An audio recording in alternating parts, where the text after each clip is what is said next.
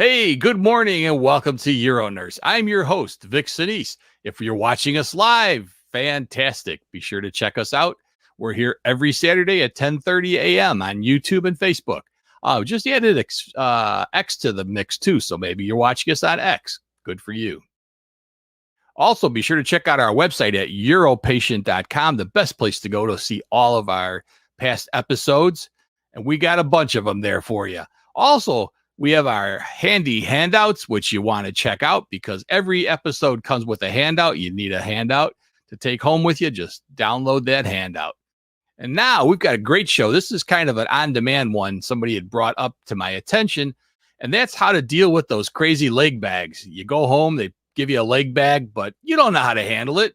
So I've got a great episode. I'm going to show you exactly how you take care of that and give you a couple helpful hints. So today we're going to talk about leg bags. Importantly, to show you how they work a little bit, make it a little bit more simple to you. So this is one form of a leg bag, very simple one. Notice it does say top here. This is the side that would go to the catheter. So you've got a catheter inside of you right now, and it's got an end coming out of it that has this little cap here, which controls the balloon. And this is the end that goes to the catheter bag. We're going to uncap this.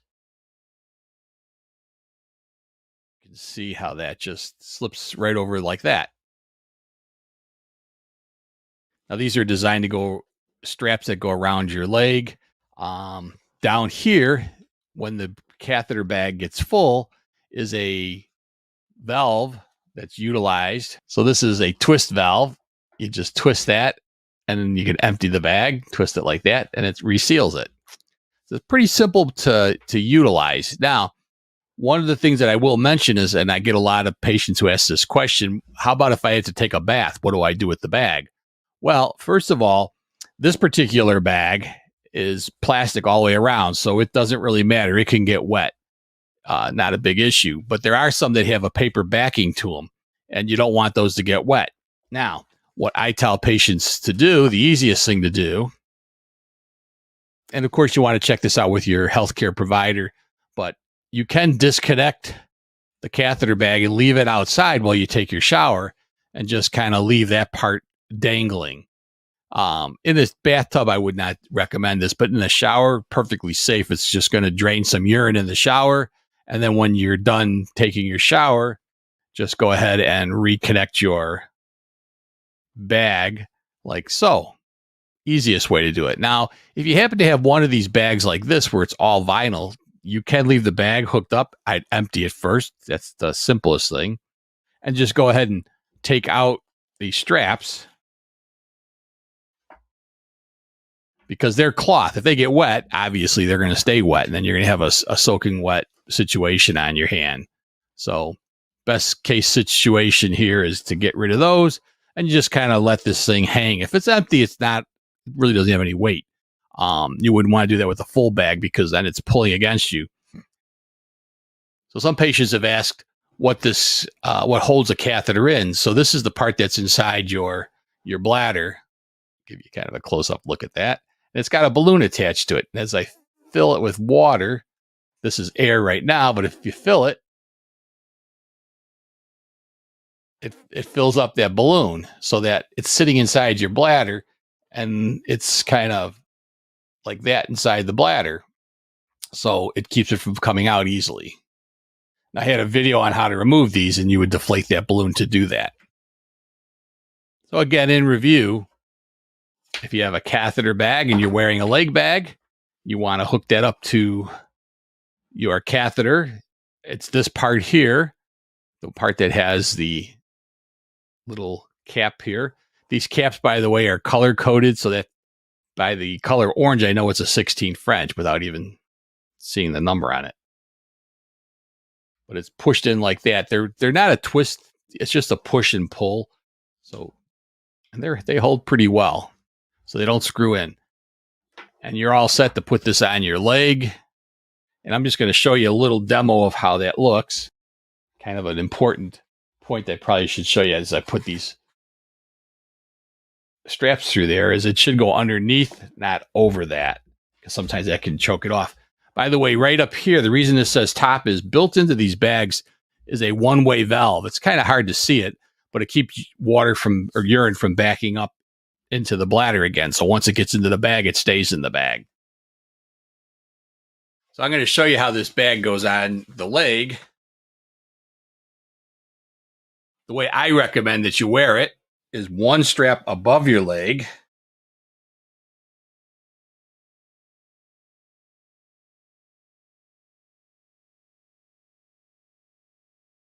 Like so. And then the other can go underneath your knee.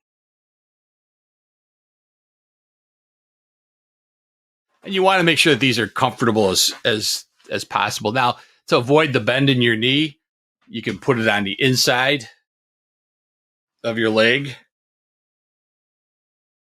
If you're wearing clothes like I am, you can pull your clothes right up and over it just to keep this thing PG rated. I'm wearing my scrubs here. There you go. So that's how you would wear that. Very simple. And then the nice thing is you can keep this part attached to your leg and then disconnect the bottom one. And if you want to empty it out in your toilet, you can go right to the toilet to empty it. Take it like that.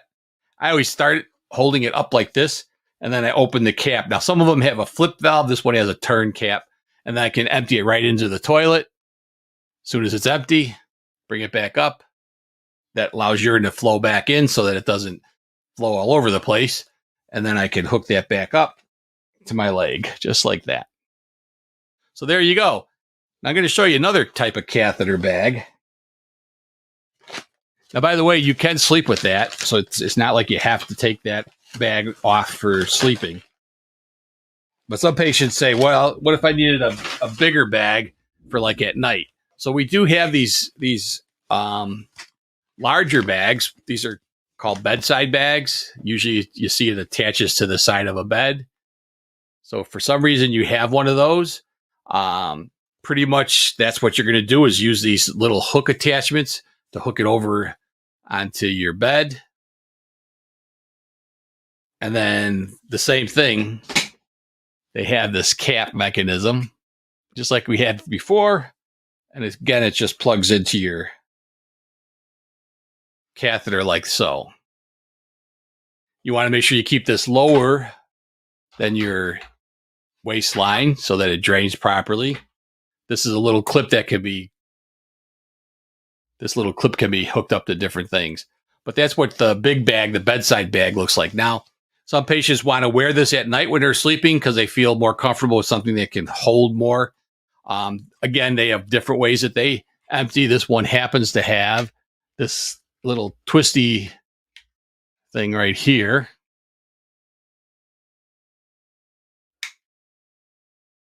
That says right on it, open and close. So it's pretty easy to figure out that that's closed, that's open, and then you drain that every time it fills up. Not much that needs to be done to these either. So just to give you that as another example. Again, I always tell patients just wear the leg bag. You can wear it to sleep. If you empty it before you go to bed, it'll still fill up throughout the night.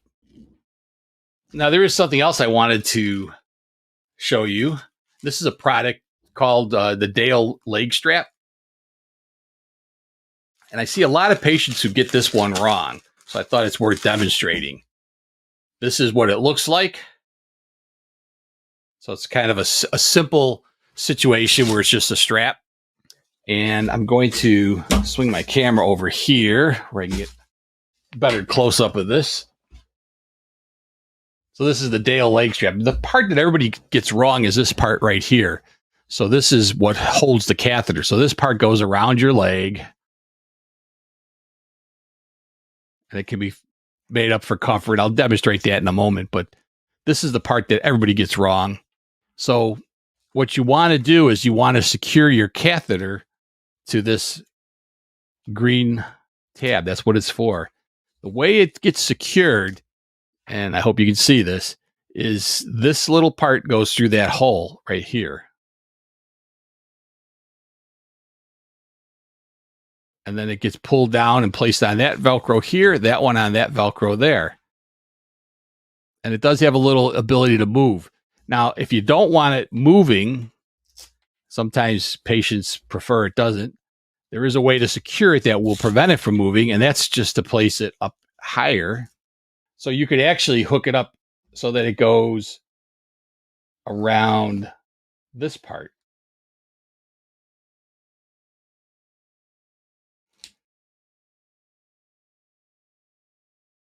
A little more difficult. I usually don't hook them up this way, but it could be done.